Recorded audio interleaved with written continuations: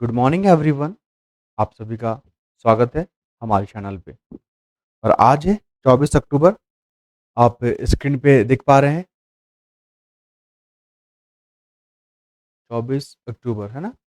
चलिए, यहाँ पे इंपॉर्टेंट टॉपिक को कवर करेंगे हम लोग, जो आपके मेंस के लिए, आपके प्रीलिम्स और आपके इंटरव्यू के लिए क्या होता है, काफ़ी मददगार होता है।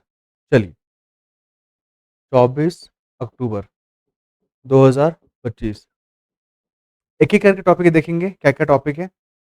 ये तो आपको पता है ना, ये ग्रुप में जो है आपका पीडीएफ को क्या किया जाता है, सेंड किया जाता है, जो हम लोग पढ़ रहे हैं अभी।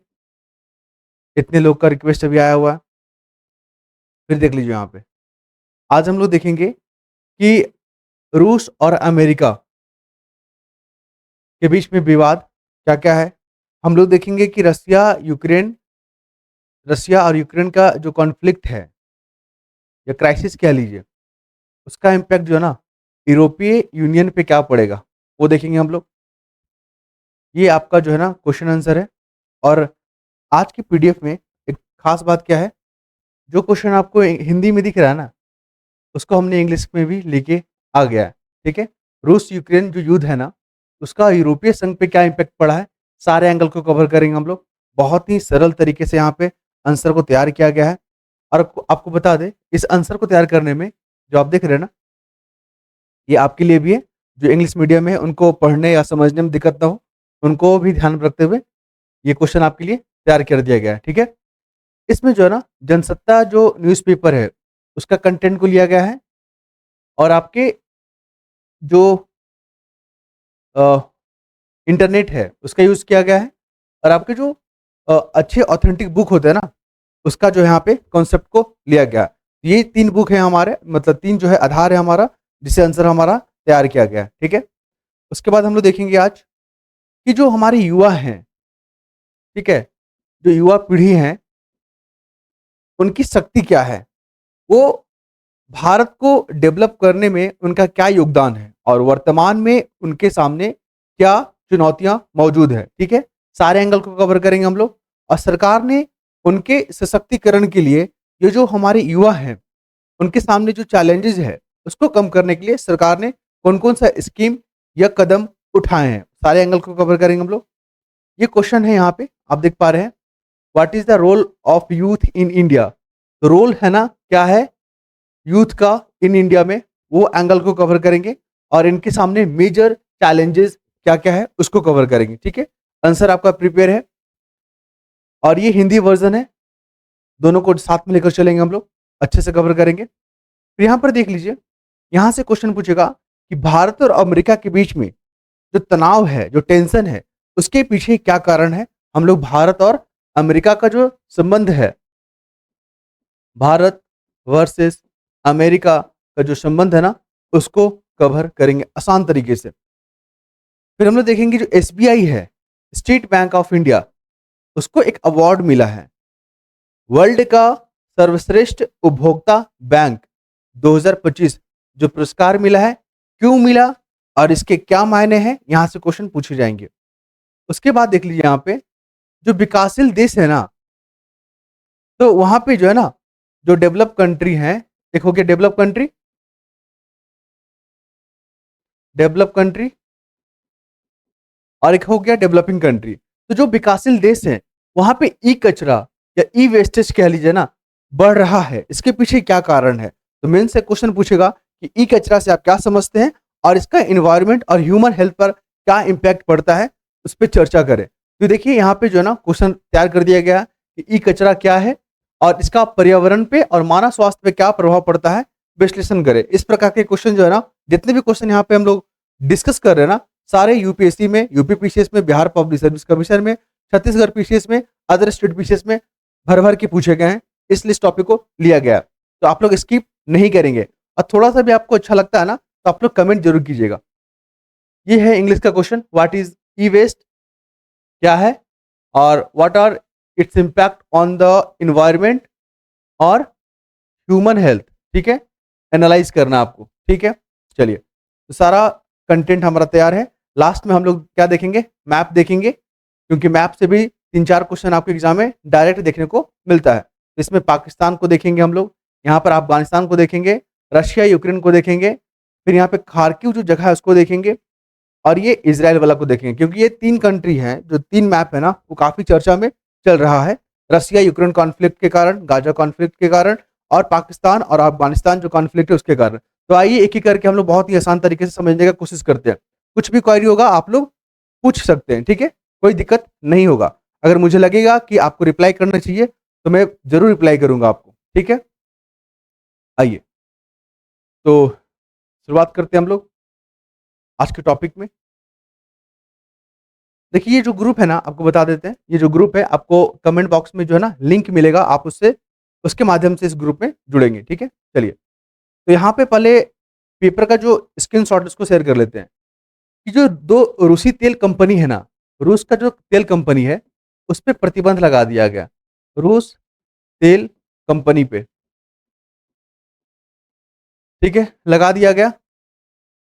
तो इसका क्या इम्पैक्ट हो रहा है? देखिए, अमेरिका चाहता है कि जो यूक्रेन और रसिया का जो वार है, जो युद्ध है, वो काफ़ी लंबा खिंचा चला आ रहा है, तो वो खत्म होना चाहिए ना। तो उसके लिए जो है ना, अमेरिका भरसक प्रयास कर रहा है। वो कभी भारत पे दबाव बना रहा है, कभी रसिया पे बना रहा है। तो आपको बता दें, सबसे पहले याद रखिएगा कि जो रसिया यूक्रेन के बीच में कॉन्फ्लिक्ट हुआ, उसके पीछे तत्कालिक कारण क्या है? तो कारण आपको बता दें यहाँ पे कि यूक्रेन जो है ना, वो मेंबर बनना चाहता है नाटो का, ये कारण है, ठीक है? और नाटो का विस्तार हो रहा है, ठीक? ये मेजर कारण है। और रसिया ये नहीं चाहता है कि यूक्रेन जो है ना, जो उसका नेबर कंट्री है, वो नाटो का मेंबर बने। और रसिया ये भी नहीं चाहता है कि नाटो का विस्तार हो, एक्सपेंशन हो। इस कारण से जो है ना, युद्ध खिंचा चला आ रहा है, ठीक है? तो आपको बता दें, यूक्रेन का जो भी क्षेत्र या रीजन न्यूज़ में आया, जैसे कल का आपने आर्टिकल पढ़ा होगा, तो उसमें हम लोगों ने अच्छे से डिस्कस किया। क्या डिस्कस किया वहाँ पे? कि खार्किव जो क्षेत्र है ना, जो रीजन है, वो चर्चा में आ गया और वहाँ से क्वेश्चन यूपीएससी ने पूछ लिया है। एक तो ये हो गया। साथ ही आपको बता दें, जैसे वो भारत पे दबाव बनाया कि आप जो है ना रसिया से तेल खरीद रहे हो, क्रूड ऑयल, तो इससे फंडिंग हो रहा है किसको? रसिया को। और युद्ध जो है ना लंबा खिंचता चला आ रहा है, ऐसा अमेरिका का विचार है भारत के प्रति। लेकिन भारत ने कहा कि हम ही थोड़ी ना खरीद रहे हैं, चाइना भी खरीद रहा है, यूरोपीय यूनियन कंट्री वाले भी खरीद रहे हैं, उस पे तो आपने प्रतिबंध नहीं लगाया, और हम पे आपने पर्सनली लगा रहे हैं। इसके पीछे क्या वजह? तभी आपने तनाव दिख रहा है। अभी पूर्वी एशिया शिखर सम्मेलन हो रहा है, ठीक है? कहाँ? मलेशिया में। तो वहाँ डोनाल्ड ट्रंप भी आएंगे, लेकिन भारत के प्रधानमंत्री वहाँ नहीं जाएंगे। भारत के प्रधानमंत्री की तरफ से हमारे जो एक्सटर्नल अफेयर मिनिस्टर है वो जाएंगे। तो आपको हमने बताया था ना पहले कि अभी जो भी सम्मेलन होगा और जिसमें प्रेसिडेंट जो ट्रंप है ना, डोनाल्ड ट्रंप, अगर वो जा रहे हैं तो भारत इग्नोर करेगा, याद रखिएगा। और वही हो रहा है, अभी पूर्वी शिखर सम्मेलन हो रहा है, उसमें डोनाल्ड ट्रंप आएंगे, लेकिन भारत के प्रधानमंत्री नहीं जाएंगे। क्लियर है? चलिए, ये सब तो हो गया। अब आइए मेंस का क्वेश्चन। पहले हम लोग हिंदी को अच्छे से डिस्कस करते हैं, उसके बाद हम लोग इंग्लिश को भी आसान तरीके से समझने का प्रयास करेंगे। क्लियर है? बहुत ही सिंपल लैंग्वेज यूज किया गया है ताकि आपको समझने में दिक्कत ना हो। जैसे रसिया यूक्रेन युद्ध है ना, उसका यूरोपीय यूनियन की राजनीति पे, उसकी आर्थिक और उसकी सामरिक संरचना को किस प्रकार से प्रभावित किया है, आपको विश्लेषण करना है। ये क्वेश्चन है, और इस प्रकार के क्वेश्चन जो है ना आपके यूपी पीसीएस में पूछे गए हैं। और आगे आने वाली जो भी एग्जाम है, चाहे आपका बीपीसी 71 हो, यूपी पीसीएस 2025 हो, उत्तराखंड पीसीएस हो, राजस्थान पीसीएस हो, सारे एग्जाम में ये सब क्वेश्चन जो है ना पूछे जाते हैं। आइए, तो रसिया यूक्रेन जो युद्ध है ना, वो यूरोपीय संघ को पूरी तरह से प्रभावित किया है। आप देखो ना, ऊर्जा सुरक्षा को लेकर ये राजनीतिक स्तर पर काफी गहराई से प्रभावित किया। आप एक्सपर्ट होते हैं, जो विशेषज्ञ होते हैं, ठीक है, जो आईआर के सब्जेक्ट में, इंटरनेशनल रिलेशन के सब्जेक्ट में जो जो जिन्होंने गहन स्टडी किया है, उनका ये थॉट है, ठीक है। आप देखोगे कि जो रूसी गैस पर निर्भरता, जो यूरोपीय यूनियन की कंट्री है ना, वो गैस और तेल कहाँ से खरीदते हैं? रशिया से खरीदते हैं। लेकिन ये जो कॉन्फ्लिक्ट हो रहा है ना, तो उनके लिए ऊर्जा संकट उत्पन्न हो गया है। पहला इंपैक्ट हुआ। दूसरा देखिए, जो भी रसिया यूक्रेन के बीच में युद्ध हुआ, तो वहां से काफी शरणार्थी लोग यूरोपीय कंट्री में आकर बसे। तो ये जो है ना, शरणार्थी जो है ना, संकट देखने को मिला। फिर आप यहाँ पर देखोगे, नाटो की जो भूमिका है वो मजबूत हुई। क्यों हुआ? क्योंकि नाटो का जो बजट है ना, उसको बढ़ाया गया, और नाटो के जो भी मेंबर है वो फिर से क्या हुए? यूनाइट हुए, एकीकृत हुए, तो इससे जो है ना नाटो की भूमिका बढ़ गई।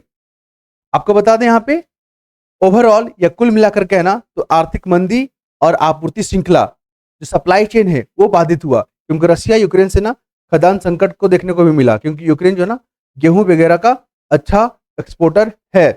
ठीक है, उसके बाद हम लोग देखें यहाँ पे जो यूरोपीय बाजार है, यूरोपीय जो बाजार है ना वो कमजोर हो गया। साथ ही रूस के खिलाफ प्रतिबंधों ने जो यूरोपीय यूनियन की एकता है ना उसको परखा। ठीक है, ये सब चीज आप लिखेंगे इम्पैक्ट में, क्योंकि क्वेश्चन में क्या पूछ रहा था, किस प्रकार से प्रभावित किया। अब आइए इसका इंग्लिश वर्जन को देखते हैं आसान तरीके से। जिनका मीडियम हिंदी है और उनको इंग्लिश समझने में प्रॉब्लम होता है, तो उनको ध्यान में रखकर भी इसको बनाया गया है, और जिनकी इंग्लिश मीडियम उनको तो बखूबी समझ रहे होंगे। ठीक है, चलिए, बहुत ही simple language. How has the Russia Ukraine war affected, main question क्या, affected the political, economic and strategic structure of the European Union. Analyse, simple question है, एनालाइज करना हमको। तो द रशिया यूक्रेन जो वार हुआ ना उसका सिग्निफिकेंटली इम्पैक्टेड किसको, यूरोपीय Union on energy security and political front due to effort reduce dependence on Russian energy. तो जो रशिया पे हम लोग डिपेंडेंट थे, मतलब यूरोपीय यूनियन जो डिपेंडेंट था उस पर कमी देखने को मिला। फिर आप देख रहे हो ना एनर्जी क्राइसिस देखने को मिल रहा है। फिर राइजिंग इन्फ्लेशन, जब एनर्जी क्राइसिस मतलब वहां पे एनर्जी अगर सप्लाई नहीं हो पा रहा, तेल और गैस नहीं मिल पा रहा है, तो उसकी कीमत बढ़ेंगे ना, तो वही इन्फ्लेशन क्या हो गया, राइज हो गया। फिर आप यहाँ पर देख लो रिफ्यूजी का प्रॉब्लम यहाँ पर देखने को मिला, क्योंकि वहां से कई लोग जो ना देश से निकले हैं, भागे हैं, और वो लोग यूरोप में आके शरण ले रहे हैं, इसलिए रिफ्यूजी संकट यहाँ पर देखने को मिला। साथ ही बताया नाटो का जो रोल है ना वो उसकी भूमिका बढ़ा है। और क्यों बढ़ा है, क्योंकि उसने डिफेंस में अपनी बजट को क्या किया है, रेज किया है। साथ ही अगर ओवरऑल हम लोग देखें तो economic slowdown and supply chain क्या हुआ, डिस्टर्ब हुआ है, और यूरोपीय यूनियन का जो इकोनॉमी ना उसको प्रभावित किया है। तो कुल मिलाकर सिंपल शब्द में इसको जो क्या है डिस्कस कर दिया गया है, आप लोग देखिएगा उसको। ठीक है, कुछ भी क्वेरी होगा पूछ सकते हैं। मैं जो है ना कुछ दिनों से यहाँ पे प्रयास कर रहा था कि जो हमारे इंग्लिश मीडियम वाले हैं वो भी, उनको भी इस चैनल में लाभ मिले, तो उन्हीं को ध्यान में रखते हुए उनका कमेंट मैंने पढ़ा था, हालांकि मैंने रिप्लाई नहीं किया। चलिए, अब हम लोग बात करेंगे युवा के बारे में। इस आर्टिकल में बात किया गया है कि युवा पीढ़ी है क्या।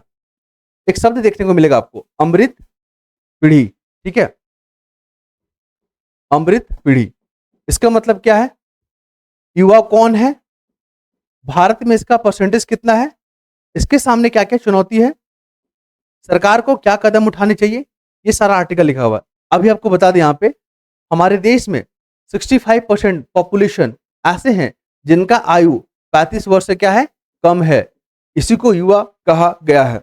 और आपको बता दें भारत का जो सपना है, जो लक्ष्य है 2047 तक क्या बनना है, डेवलप कंट्री बनना है। तो युवा को मजबूत करना होगा, युवाओं को सशक्त करना होगा, युवाओं को रोजगार देने होंगे, युवाओं को आवास देना होगा, युवाओं को एजुकेशन क्वालिटी वाला देना होगा, युवाओं को प्रशिक्षण देना होगा, कौशल प्रदान करना होगा, ताकि वो हर क्षेत्र में क्या हो सके, मजबूती से उभर सके।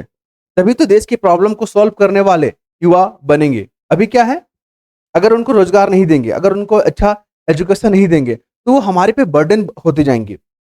और युवा अगर मजबूत होंगे ना तो हमारा देश क्या होगा, मजबूत होगा।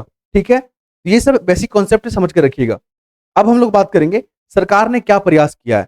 इस आर्टिकल में लिखा हुआ है कि सरकार ने विद्यालय से लेकर विश्वविद्यालय, ठीक है, स्कूल से लेकर यूनिवर्सिटी तक जितने भी एजुकेशन कैरिकुलम है उनको क्या किया गया है, फिर से जो है ना वर्तमान चुनौतियों के अनुसार ढाला गया है, ताकि जो हमारे युवा हैं उनको बेहतर एजुकेशन मिल सके। आप देखो ना आईआईटी पहले जो है 2014 से पहले इसकी संख्या 7 था, अब बढ़कर 23 हो गया है। फिर आप देखोगे आईआईएम, फिर आप देखोगे एम्स, इसकी संख्या जो है ना काफी बढ़ रही है, ताकि हमारी युवाओं को बेहतर एजुकेशन मिल सके। उसके बाद हम लोग बात करेंगे यहाँ पे, क्या बात करेंगे यहाँ पे, हाँ, और भी सरकार की योजना है, जैसे कि आप प्रधानमंत्री कौशल विकास योजना के बारे में आप बात करोगे। ठीक है, लगभग 1.63 करोड़ युवाओं को क्या किया गया है, प्रशिक्षण दिया गया है, कौशल प्रदान किया गया है, ताकि युवा जो है ना आत्मनिर्भर हो सके। उसके बाद हम लोग बात करेंगे उनके सामने क्या क्या चैलेंजेस है युवा के सामने।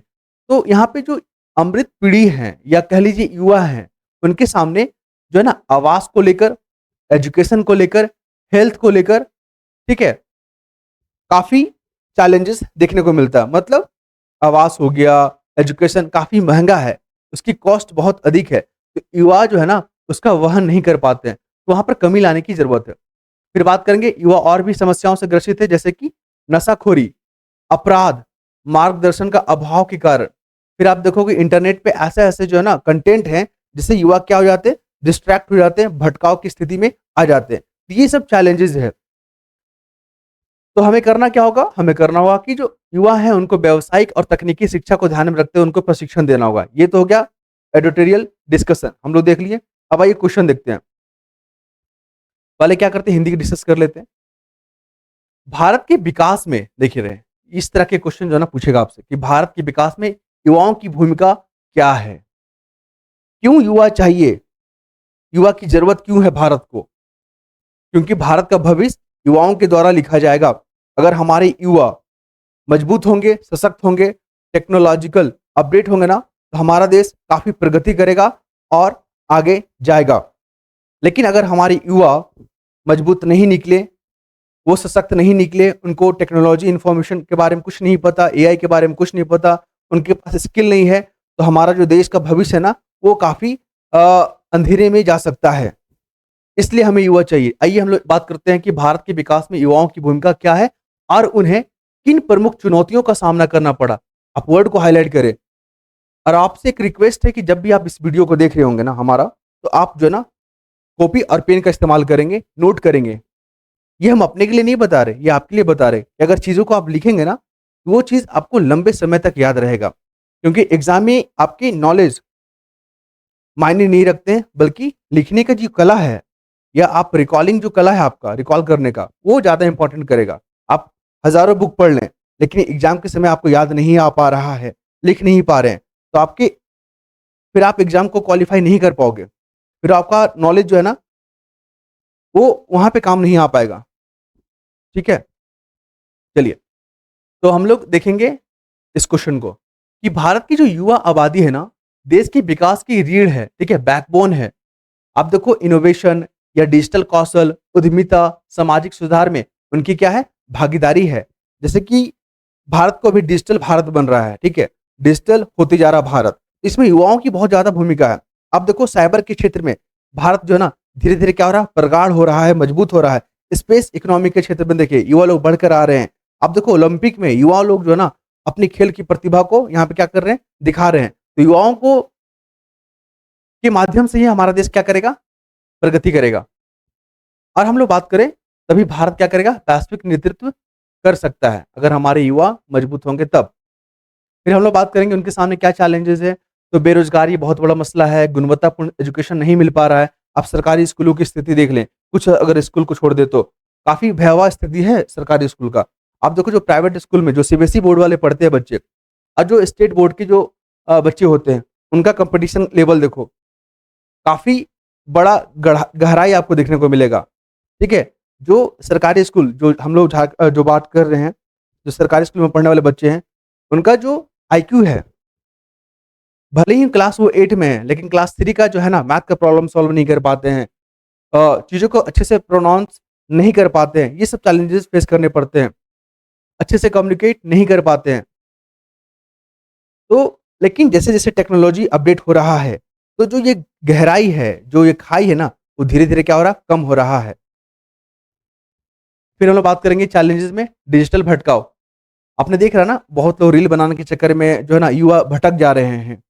आपने नेपाल में क्या देखा? जैनजी रिवोल्ट विद्रोह देखा ना आपने? कॉन्फ्लिक्ट वही तो है। इसके बाद बात करेंगे कि जो चुनौती झेलनी पड़ रही है, उसके लिए क्या करना होगा? तो युवाओं की भागीदारी को सुनिश्चित करने के लिए उन्हें क्या करना होगा?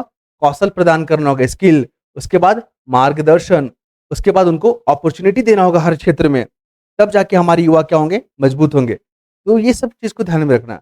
आइए इसका इंग्लिश वर्ज़न कहाँ गया? अच्छा ऊपर में था ना? मुझे लगा छूट गया है क्या? चलिए, what is the role of youth in India development? ये क्वेश्चन वेरी इंपॉर्टेंट है, ध्यान रखिएगा। क्योंकि भारत का जो टारगेट है, लक्ष्य है, 2047 तक क्या बनना है? क्या बनना है? डेवलप कंट्री बनना है। उसके बाद 2036 में कॉमनवेल्थ गेम होगा, आई थिंक 2030 में, और 2036 में क्या होगा? ओलंपिक को भारत ऑर्गेनाइज करेगा। तो हमारे युवाओं को जो है ना मजबूत होना ही होगा, तभी भारत जो है ना वैश्विक नेतृत्व को संभाल पाएगा। तभी भारत जो है ना ग्लोबल साउथ की जो आवाज है वो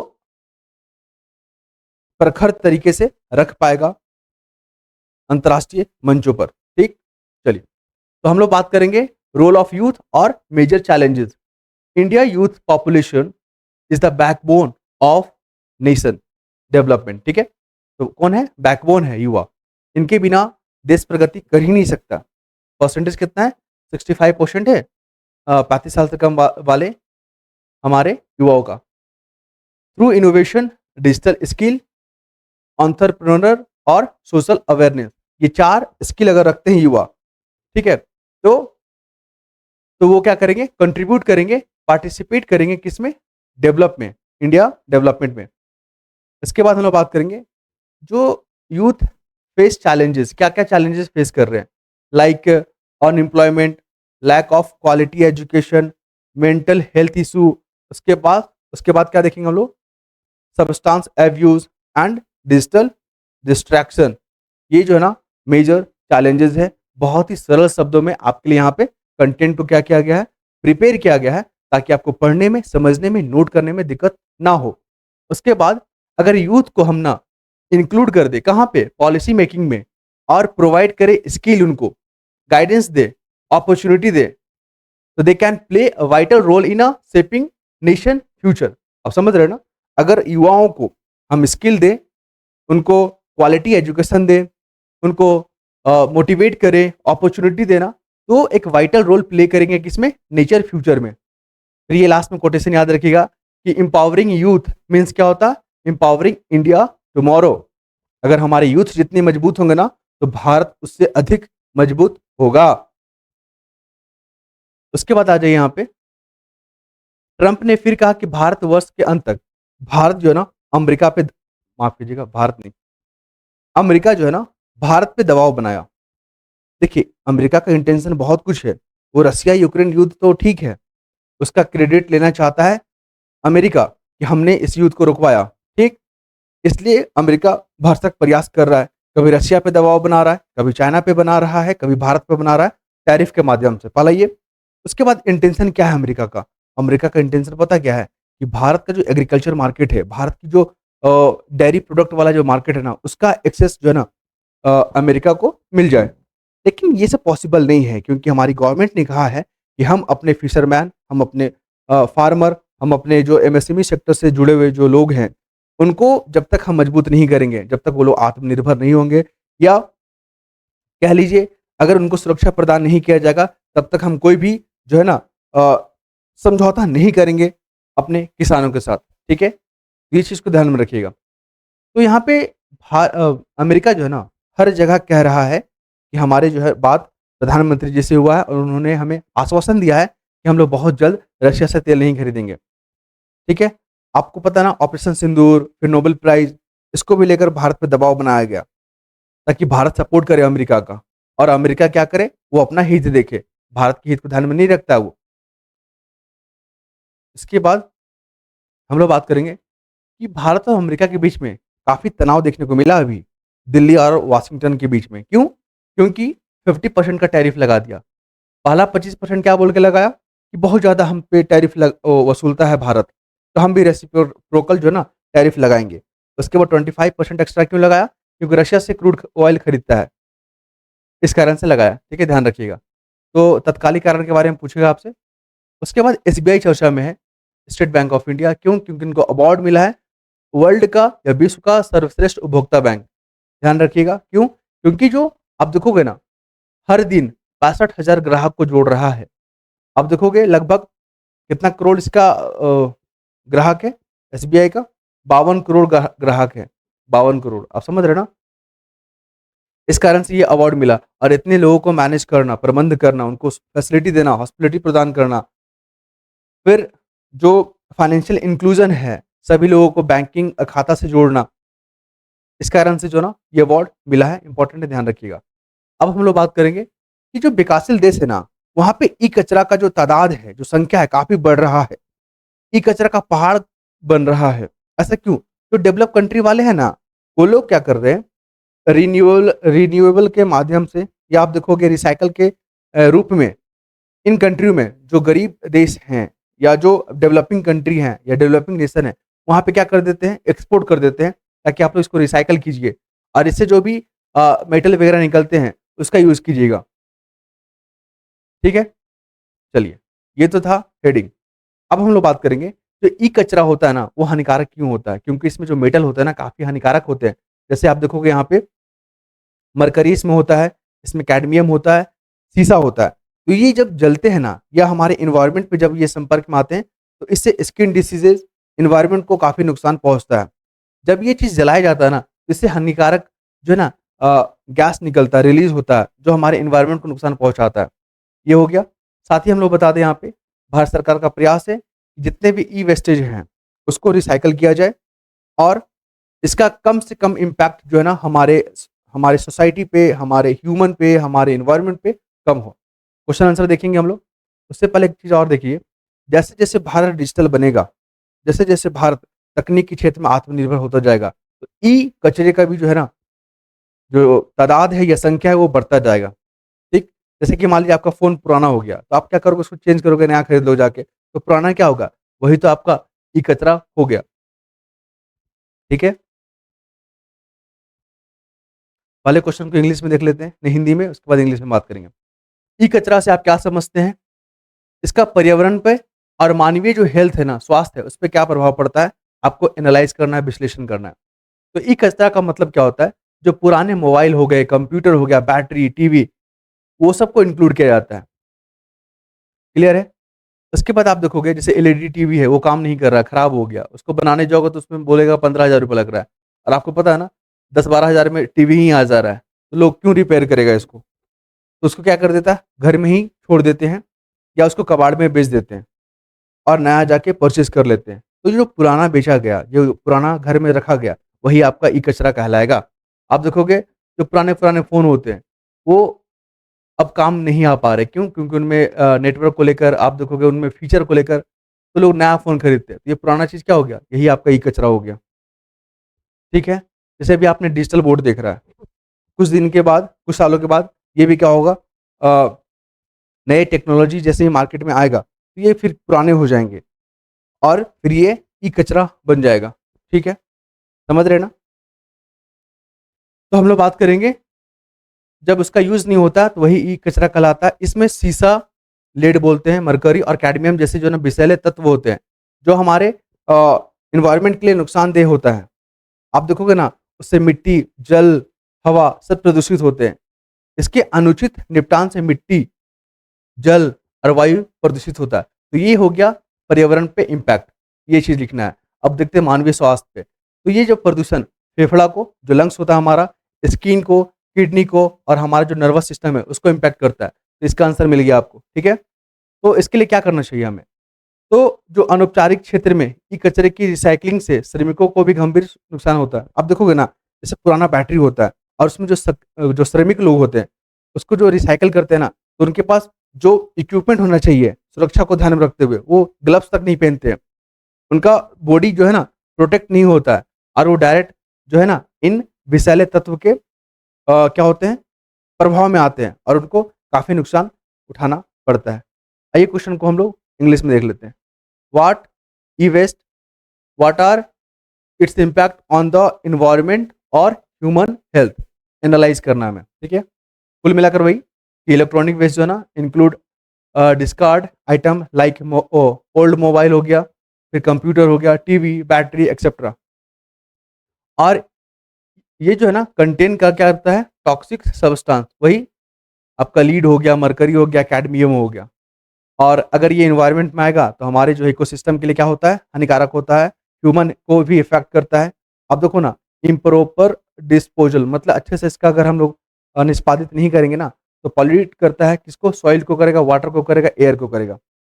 फिर क्या है, और human this pollution harm the lungs, skin, kidney and nervous system. Unregulated जो रिसाइक्लिंग होता है, वही आपको पता है ना, जो श्रमिक लोग ग्लव्स तक नहीं पहनते हैं, उनको वो लोग मास्क तक नहीं पहनते, तो वो डायरेक्ट कॉन्टैक्ट में आते हैं और उनको बहुत सारे डिसीज़ देखने को मिलेगा। और कुल मिलाकर अगर हम लोग देखें ना, ये बायोडायवर्सिटी को क्या क्या करता है? अफ़ेक्ट करता है। तो हमें क्या करना होगा? स्ट्रिक्ट पॉलिसी बनाना होगा एंड पब्लिक अवेयरनेस, ये मेजर जो है ना कंटेंट है, याद रखिएगा। जब भी अगर आपको सुझाव लिखना हो, सजेशन देना होगा, तो अवेयरनेस का वर्ड ज़रूर यूज़ कीजिएगा यहाँ पे, ठीक है? क्योंकि अभी डिजिटल अरेस्ट को लेकर जो है ना, जितने भी एक्सपर्ट लोग हैं ना, उन्होंने कहा कि भारत के पास डिजिटल अरेस्ट से निपटने के लिए वो नीतियाँ और वो इंफ्रास्ट्रक्चर अभी डेवलप नहीं है। हालाँकि इस पे प्रयास किए जा रहे हैं, लेकिन अवेयरनेस, डिजिटल अरेस्ट जो है ना, सबसे ज़्यादा पीड़ित पता है कौन लोग हैं? पढ़े-लिखे लोग, हाइली एजुकेटेड लोग। उनसे कभी लाखों रुपए जो क्या किए जा रहे हैं, ठग लिए जा रहे हैं। तो वहाँ पे अवेयरनेस का अभाव है। अगर वो रहते ना, तो उनका जो है वित्तीय धोखाधड़ी नहीं होता। और essential for its safe disposal. ये था क्वेश्चन आंसर। आई होप आप लोगों को पसंद आया होगा। अब थोड़ा सा मैप देख लेते हैं। यूक्रेन का जो और रसिया के बीच में जो कॉन्फ्लिक्ट चल रहा है, ये जो विवादित एरिया है, कौन सा, खार्किव हो गया, खेरसोन हो गया, फिर मैरीपोल हो गया, ये सब जो है ना चर्चा में रहता है, ध्यान रखिएगा। कभी कभी जो है ना नॉर्थ से लेकर साउथ अरेंज करने के लिए पूछ देगा कि खार्किव ऊपर में है या नीचे में है, ध्यान रखिएगा। उसके बाद आ जाइए यहाँ पे, अफ़गानिस्तान पाकिस्तान के बीच में जो वार चल रहा है, टेंशन चल रहा है, उसके कारण चर्चा में आ गया। तो आपको बता दें, अफ़गानिस्तान के साथ भारत का और चाइना दोनों के साथ बाउंड्री साझा करता है, ईरान के साथ करता है। उसके बाद आप देखो तजाकिस्तान और तुर्कमेनिस्तान के साथ करता है, ये क्वेश्चन बहुत बार पूछा गया है। फिर आप देखो मेडिटेरियन सी जो है ना, किन-किन देश के साथ सीमा साझा करता है? इजिप्ट, इज़राइल, फिर आप देखो लेबनान, लेकिन सीरिया के साथ नहीं करता। यही क्वेश्चन आपसे यूपी पीसीएस और यूपीएससी में पूछे गए हैं दम भर। तो ये पीडीएफ आप देख रहे हैं ना, आपको मिलेगा कैसे? मिलेगा, कमेंट में जाइएगा, लिंक मिलेगा, वहाँ पे क्लिक कीजिएगा और जो भी प्रोसेस है उसके बारे में पूछ लीजिएगा। आपको हेल्प करेगा, ये जो आप देख रहे हैं कंटेंट जो है ना, ये सब आपको हेल्प करेगा मेंस के लिए, ठीक है? और हमारा बीपीएससी 71 भी चल रहा है, तो जो लोग जुड़ना चाहते हैं जुड़ सकते हैं क्वेरी करके। नॉमिनल फ़ी है, ये आपको नहीं बता रहे हैं यहाँ पे, क्योंकि हमने प्रीवियस वीडियो में बहुत बार इसके बारे में चर्चा किया हुआ है, ठीक है? तो नेक्स्ट वीडियो में मिलते हैं हम लोग इसी ऊर्जा के साथ। और आपको कमेंट करना चाहिए, मुझे लगता है। क्योंकि अगर आप लोग इस तरह का रिएक्शन नहीं देंगे, तो मुझे लगेगा कि जो हम लोग प्रयास कर रहे हैं, वो व्यर्थ है, वो आपके काम नहीं आ रहा है। ऐसा मन में जो है ना भावना बन जाता है। और आपको बता दें, हमारा जो चैनल है ना, यूट्यूब उसको प्रमोट नहीं कर रहा है, ठीक है? अ, यूट्यूब बिल्कुल रोक दिया हमारे चैनल को। तो जब तक आप लोग सर्च नहीं कीजिएगा, आप लोग जब भी हमारे वीडियो देखिएगा ना, तो जीएस अमर जो है ना, जीएस अमर सर के नाम से सर्च कीजिएगा, ठीक है? क्योंकि जितना सर्च करेंगे उतना हमारा रीच बढ़ेगा, क्योंकि हमारा यूट्यूब जो है ना इतना कंटेंट को रोक दिया है ना। अब देखो उसमें हमारे घंटों-घंटों का मेहनत होता है, लेकिन उसमें व्यू कितना जा रहा है? 150, 200, 250, 300। जबकि आप ही बताइए, एक ये जो हमारा वीडियो है, ये कंटेंट है, वो 200-300 जाने लायक है? आप लोग बताइएगा कमेंट करके, ठीक है? तो प्लीज़, जो आपसे रिक्वेस्ट किया गया है, जो आपके सामने प्रॉब्लम डिस्कस किया गया है, उस पे विचार कीजिएगा। नेक्स्ट वीडियो में मिलते हैं हम लोग इसी ऊर्जा के साथ। धन्यवाद।